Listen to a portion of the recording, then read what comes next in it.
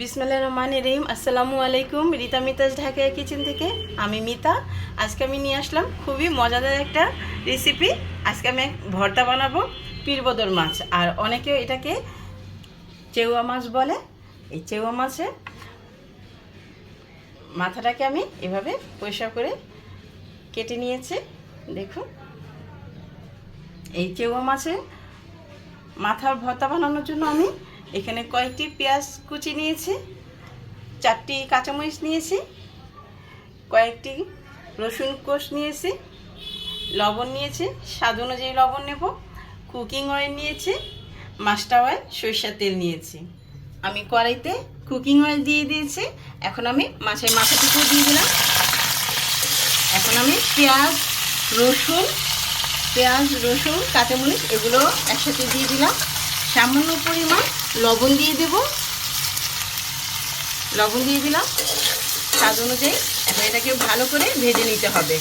ভাজা হয়ে গেলে আমার এটা রান্না হয়ে যাবে, তখন আমি এটাকে বেটে নেব। আমার মাছের মাথা ভাজা হয়ে গেছে। এখন আমি এটাকে নামিয়ে ঠান্ডা করে বেটে নেব।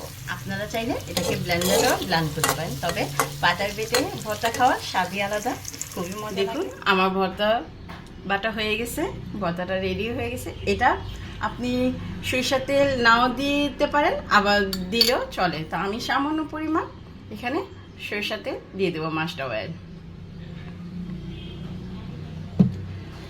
যাতে মাস্টার অয়েল না দিলেও কোনো সমস্যা নেই। খুবই মজা এই মাছের মাথার ভর্তাটা, আপনারা করে দেখবেন, খুবই মজা। আমাদের পুরান ঢাকায় এই মাছটাকে পীরবদর মাছ বলে। পীরবদর মাছের ভর্তা খুবই সুস্বাদু হয়, খুবই মজাদার। আপনারা বাসায় এটা করে কমেন্টস করে আমাকে জানাবেন। আমার চিরিঙ্গা মাছ, পীরবদর মাছ যেটাই বলেন, কেমন হয়েছে ভর্তাটা। আশা করি আপনাদের কাছে ভালো লাগবে। রিতা মিতাজ ঢাকা কিচেন থেকে আমি মিতা এখানেই বিদায় নিচ্ছি। আসসালামু আলাইকুম, আল্লাহ হাফেজ।